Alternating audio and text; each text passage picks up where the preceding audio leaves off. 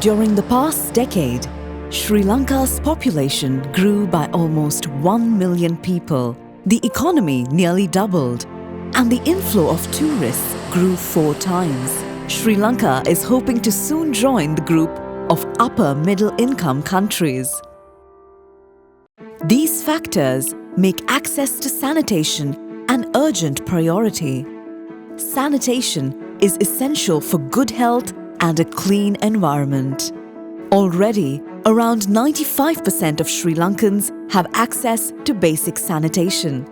Yet, the growing urban population and density pose a challenge of ensuring safe sanitation consistently. In Greater Colombo, only 1/3 of the households is connected to piped sewerage. Most remaining households use on-site sanitation such as septic tanks. To avoid overflow of septic tanks, they need to be emptied or desludged at regular intervals. The emptied septic tank waste needs to be safely transported and treated before disposal or for productive use.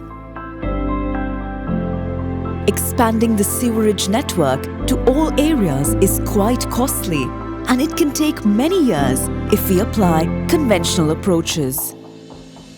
The government is committed to address these challenges and ensure all people use safely managed sanitation services by 2030. This requires new approaches and smart solutions.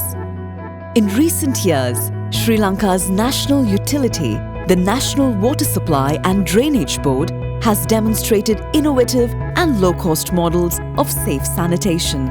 A pilot project was supported by the World Bank under the Global Partnership on Output-Based Aid, or GPOBA.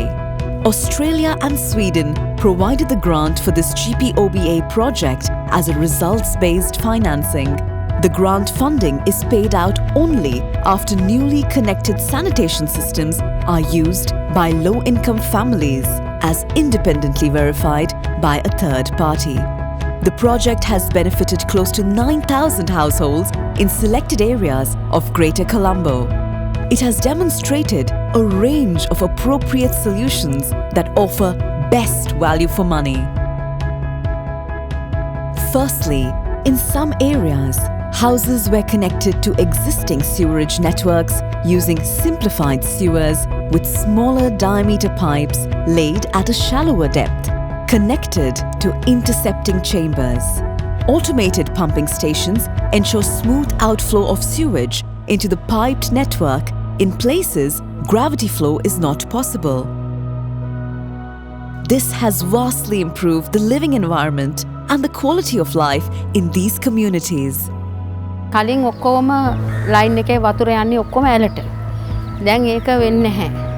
ඉතින් ඒක නිසා ඒ අතින් නම් පිරිසිදුකම ගොඩක් හොඳයි. These backyards used to be waterlogged and polluted. Today, entire neighborhoods have been transformed. මුගක් තිබුණේ මී තමයි අර මේ ආනවල තියෙන ජරාව කණ්ඩ එනවා ඇඳ රැයට හික්මී. උන් එනවා ගෙවල් අතුලට. දැන් වතුර නැති නිසා හික්මියොත් නැහැ.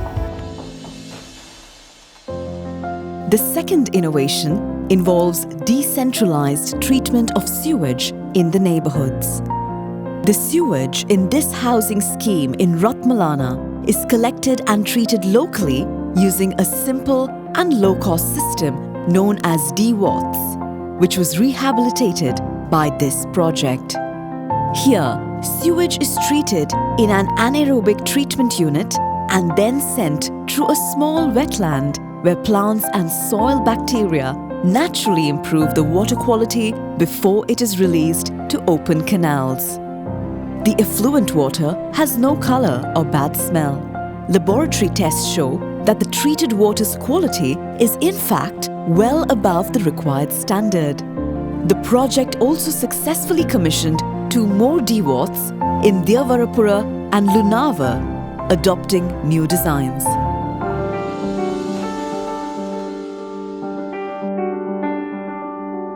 The third innovation is public-private partnerships for on-site sanitation and desludging. The competitively selected PPP operator installs precast septic tanks. All the toilet waste is collected in these, and effluent from the septic tank and kitchen is directed to a soak pit. Since the project targeted poor neighborhoods living in flood-prone areas, these tanks have an added filter unit to prevent groundwater contamination.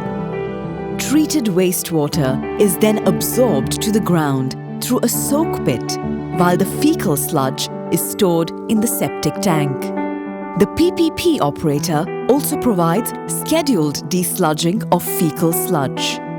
Residents bear part of the cost, and the government pays the balance to the contractor as a subsidy, but only after they have safely delivered the waste to regulated treatment facilities. This arrangement costs considerably less than providing sewer connections. Residents get guaranteed annual desludging services at a cost lower than informal service providers. The PPP institutional arrangement is led by the National Water Supply and Drainage Board in partnership with local government bodies and a private sector operator. These innovative approaches, demonstrated by the project, could help to extend safe sanitation coverage for all in Sri Lanka before 2030. It also paves the way for new thinking and new approaches for urban sanitation in Sri Lanka.